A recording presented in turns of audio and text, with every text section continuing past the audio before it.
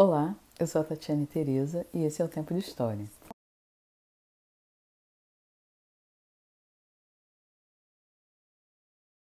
E um outro tema histórico que a gente ainda vê no segundo ano e no oitavo ano é Brasil Império.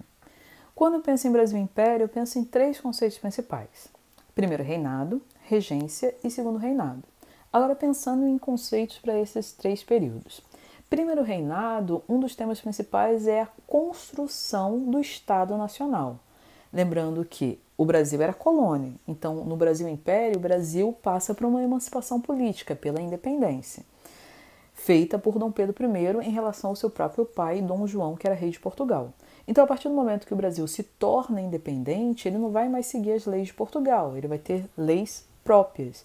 E com isso, uma Constituição é feita, a Constituição de 1824, que foi antecedida pela chamada Constituição da Mandioca, que Dom Pedro não gostou da limitação que ia ser imposta ao seu poder enquanto imperador, e ele dissolve a Assembleia Constituinte e acaba outorgando, impondo uma Constituição que foi a Constituição de 1824.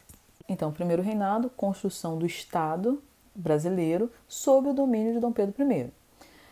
Só que Dom Pedro I retorna a Portugal em 1831, diante da morte de seu pai, Dom João VI, numa disputa sucessória ao trono de Portugal com seu próprio irmão, Dom Miguel.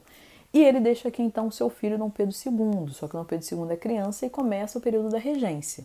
Regência porque são regentes que comandam o governo brasileiro até que Dom Pedro II tivesse idade suficiente para se tornar imperador.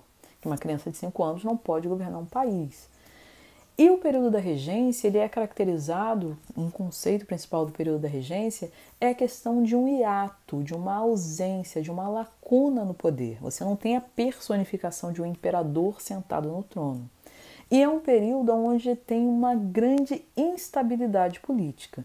Então, quando a gente pensa em regência, a gente deve pensar em instabilidade. É um momento onde estouram muitas revoltas. Revolta dos Malês, Sabinada, Balaiada, em várias regiões do território brasileiro. Então, quando a gente pensa em regência, a gente deve pensar em estabilidade também nas revoltas. Até que chega o segundo reinado. Segundo reinado, um conceito principal é estabilidade.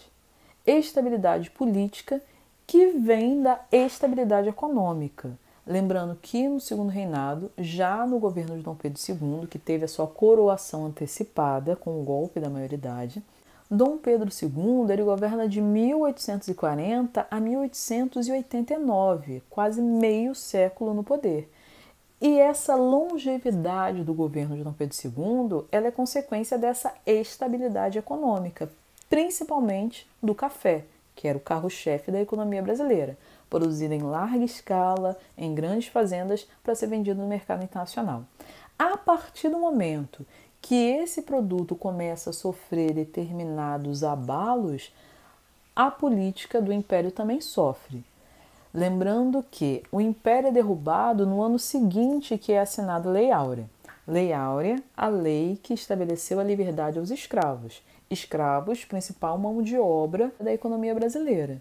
A partir do momento que a Lei Áurea é assinada, sem indenização para os proprietários de escravos, os grandes fazendeiros proprietários de escravos retiraram o apoio que davam ao império e passaram a apoiar uma campanha republicana, de que o império chegasse ao fim e uma república fosse estabelecida. E lembrando que a abolição é assinada em 1888 e em 1989 é dado um golpe de Estado liderado pelos oficiais do Exército Brasileiro que haviam participado da Guerra do Paraguai e retornam ao Brasil pleiteando, defendendo uma maior participação na vida política do país, e com isso eles lideram um golpe político-militar que derruba o império, aonde o Marechal Deodoro da Fonseca ele proclama a República no Brasil, apoiado pelos grandes latifundiários ex-donos de escravos insatisfeitos com o fim da escravidão. Lembrando que o Brasil foi o último país a abolir a escravidão.